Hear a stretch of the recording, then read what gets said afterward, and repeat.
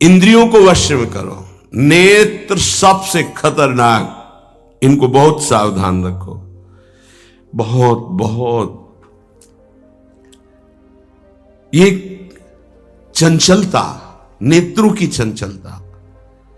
भगवत चर्चा हो रही तो हो सकता है शब्द ना सुन पाओ, लेकिन विषय चर्चा हो रही है तो आप 10-5 हाथ दूर हो गए तो भी श्रवणेंद्री पकड़ लेगी क्या बातें हो रही। निंदा, स्तुति, विषय चर्चा।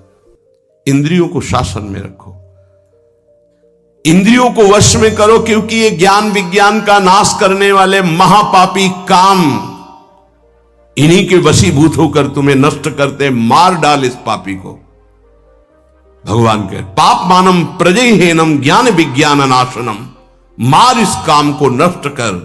तस्मात् तुम इंद्रियाण्यादौ नियम भरतर्षभ। ये महाभारत सबको लड़नी पड़ेगी, ये महाभारत है, सबको लड़नी पड़ेगी।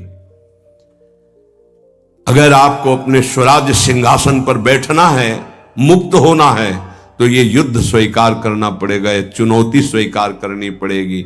भगवान कह रहे इंद्रियों को वश में कर, ज्ञान विज्ञान का नाश करने वाले इस महापापी काम को अवश्य बलपूर्वक मार।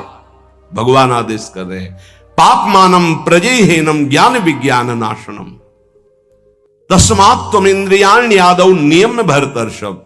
इसलिए पहले इंद्रियों को काबू करो।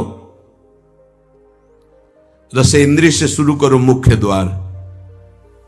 ये ज्यादा रजोगुणी भोजन पाने पर चंचल होती। जब ये चंचल होती तो हर इंद्रियों में चंचलता। इसको संभालो। उचित आहार, सात्विक आहार, कम स्वाद वाला आहार, बच जाओगे। ज्यादा स्वादिष्ट पाने की कोशिश मत करो। अगर रसेंद्रिय स्वाद नहीं छोड़ पाए तो जनेंद्री का स्वाद छोड़ पाना बड़ा कठिन हो जाएगा। इंद्रियों को विषयों में संयोग मत होने दो। भोग बुद्धि से प्रवृत्त ना करो। केवल जीवन निर्वाह बुद्धि से प्राण पोषण के लिए पहले यहीं से शुरुआत करो, रसेंद्री से। प्राण पोषण के लिए अन्न जा रहा है, स्वाद के लिए नहीं। आप नहीं हो भोक्ता, ये रसेंद्री का है। इतनी जबान में रखी गई पूरी बात। यहां के नीचे कोई मतलब नहीं है क्या जा रहा है, इससे यहां कोई स्वाद नहीं। बस ये 2 अंगुल 3 अंगुल का खेल है।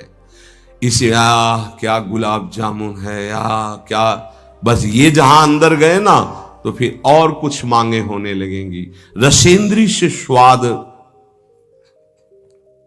अब अगर जरा सा नमक कम हुआ तो हल्ला मचाने लगे, नमक लाओ थोड़ा कम है। भैया किसके लिए, किसके लिए स्वाद बना। कभी कभी तो मनाओ कि नमक डालना भूल जाए, फिर देखे कैसा लगता है।